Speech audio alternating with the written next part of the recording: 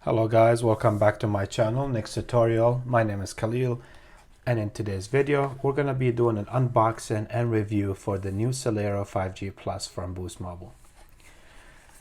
We're going to do an honest unboxing and review about this device. I'm going to tell you my thoughts at the end of the video and what I think of this device as specs, speed, like all that, and price also.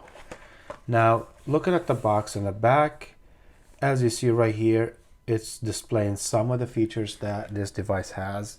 As you see, it has 7-inch display, and these are the 3 cameras, 55 and 2 megapixel main camera, and 16 selfie camera, the front camera. 5000 mAh battery, and it does have the wireless charger. For this device, the previous model did not have it. This one has a 6 gig RAM, 128 gigabyte storage, and you can expand it up to 1 terabyte. The processors, Qualcomm Snapdragon 695 octa-core processor, and goes up to 2.2 gigahertz. Now, the retail price of the device is $289. And it's on sale on the Boost website for $149, which is, they're giving you about $140 off right off the bat on this device. So $150 device, and it has all these features. That's really good. Let's go ahead and open up the box and see what's inside and what's included with the phone.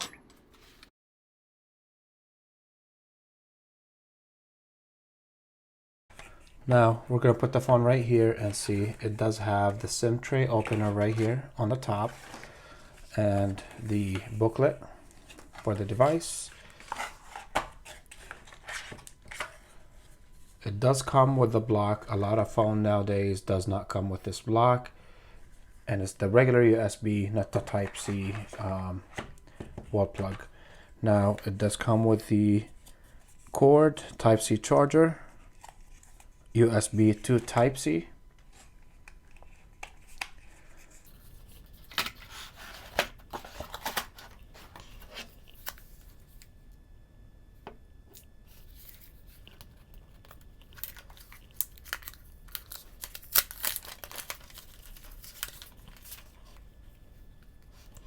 sleek design. It's a little bit thicker than what I thought. I thought it was going to be a little bit thinner.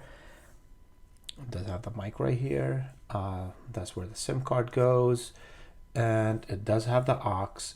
A lot of like some devices, like the newer Samsung Galaxies and the Apple iPhones, does not come with the aux. You would need an adapter for that. I like the way it is. It's not as wide, like very wide. It's perfect, like holding it. Easy to get to the power button. Volume, it's a little bit longer than what I thought, but it's not bad. So let's see, right here, that's the main menu. It's just like any other Android device. It's a little bit more simple, on the simple side. It scrolls really quick.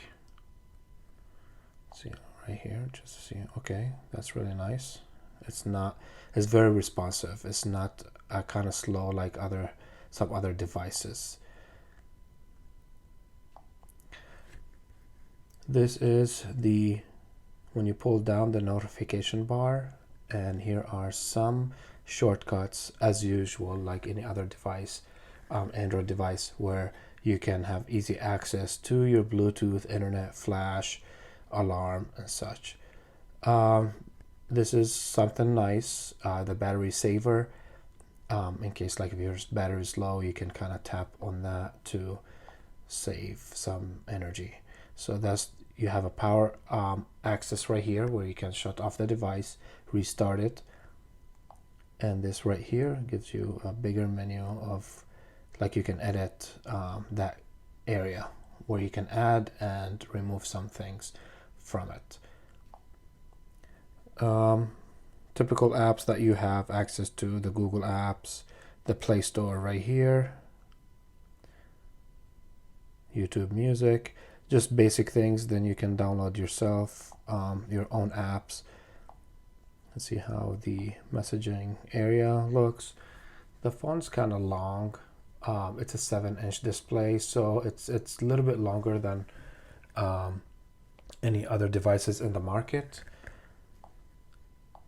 It's very responsive. I like the way it's very responsive. I like that. Now, about memory, let's go on settings. We did say what kind of memory it has, but we can go on here and look. Now the device has a 6 gig RAM, 128 gig storage. Now as you see right here, 25 gigs are used for the software. What you have left is 103 gigabytes left. So 25 gig used for apps and software for the device. So 103 gig is what you have left. You can upgrade it up to 1 terabyte, and that's a lot of storage. So system is using about 24 gigs, and the rest basically for applications. Now, talking about battery on this device, it's 5000 mAh. Is going to be great. Like if you play games, you do other things, this most likely will last you all day, and you don't have to charge it as much as other devices. Right here it says about 5 hours and 40 minutes left, which is you're looking at like 55%. So for 55% for almost 6 hour usage time, that's a lot. So you're looking at, if it was fully charged, you're looking at over 10 hours of usage. That's impressive battery performance. So other things that this device has, it does have the wireless charging capability. Now, compared to other companies, like let's say for example, Samsung has other phones where are $150 or less. They don't have the wireless charging. So for this device to be priced at $150 with the wireless charging and with the performance that it has, that's really great. Let's not forget that it does have the fingerprint reader on the side, and you can use this for the NFC capability if you want to do it for the payments, like Apple Pay, not Apple Pay, let's say Google Pay, because this is a Google device. If you want to like add your card and use it with a tap pay, you could do that with this device.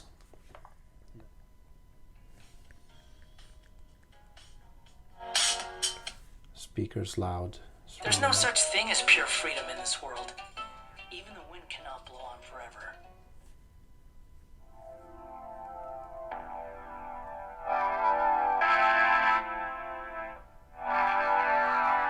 Oh, the Nintendo Switch. Such an amazing little console is also secrets. Okay, now right here, as you see, it's not full view on watching this video. So as you see, you can see the border right here. Okay, let's just fast forward so you can see what I'm talking about right here. So you see it's not doing a full view. It would have been nice if it gave you all full view on, like when you're watching, if it does give you the full screen experience, it would be a lot better. I think they should they might fix it with the software update. You never know. But as you see right here, you want to be able to use the screen fully, not partially. It's a 7-inch display. It should be used as like the full screen. Moving into the gaming and see how fluid and how responsive it is with the gaming. So far, very good display. I like that. It's very smooth, no lags. And let's see how it works out here.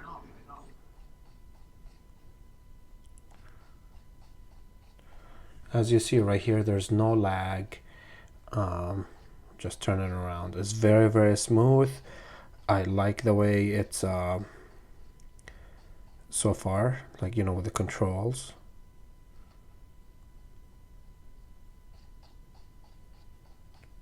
I love it. It's a great experience playing this device. I used the highest quality of display, the HD. You can use the low resolution, but I used HD and it's running very, very smooth.